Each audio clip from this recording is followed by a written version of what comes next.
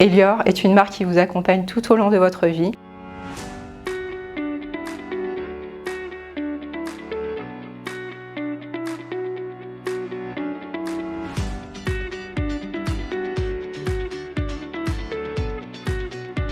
Sur le rôle central que joue l'alimentation au cœur de nos vies et de nos sociétés.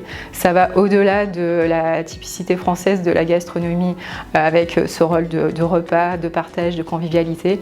Et on a vraiment un besoin de dépasser le côté juste fonctionnel de s'alimenter pour vraiment de bien manger. C'est particulièrement vrai auprès de deux populations qui sont les plus sensibles, que sont les enfants et les seniors.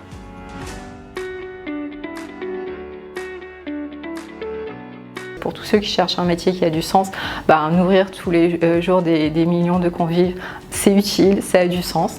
C'est aussi un métier de service et pour avoir travaillé sur du marketing de produits et de services, tout ce qui va en dehors de l'assiette, c'est très intéressant et on travaille vraiment sur le facteur humain qui est le facteur de succès.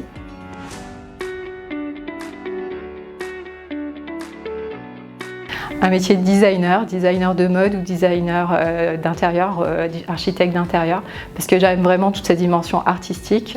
Je suis passionnée d'art, des musées, de peinture et dessin que je fais depuis que je suis toute petite et qui est vraiment ma bulle d'oxygène pour faire le break et me ressourcer.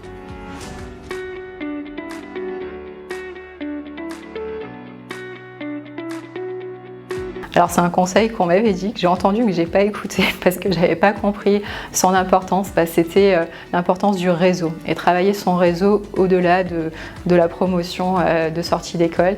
C'est vraiment une importance de le faire, pas non plus lorsqu'on est en mode rush parce qu'on cherche de l'emploi, mais au quotidien lorsqu'on est aussi bien installé dans son poste.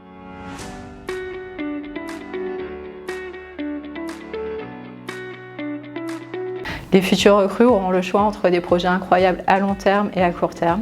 Sur le long terme, c'est vraiment travailler sur la réflexion de la transition alimentaire, comment on va faire pour utiliser par exemple de nouvelles céréales comme le sorgho dans nos recettes. Et sur le court terme, c'est plus des projets en mode start-up.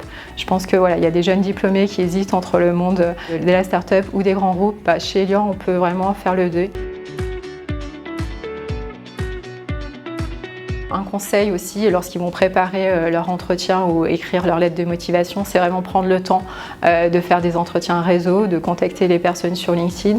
Si c'est un poste en marketing, des personnes qui travaillent aujourd'hui au marketing, pour vraiment leur poser des questions et voir comment ils se projettent sur quelles sont les valeurs, quelle est l'ambiance de travail, quelles sont les problématiques et du coup ils seront beaucoup plus pertinents dans leurs réponses pendant l'entretien ou pour adapter la lettre de motivation.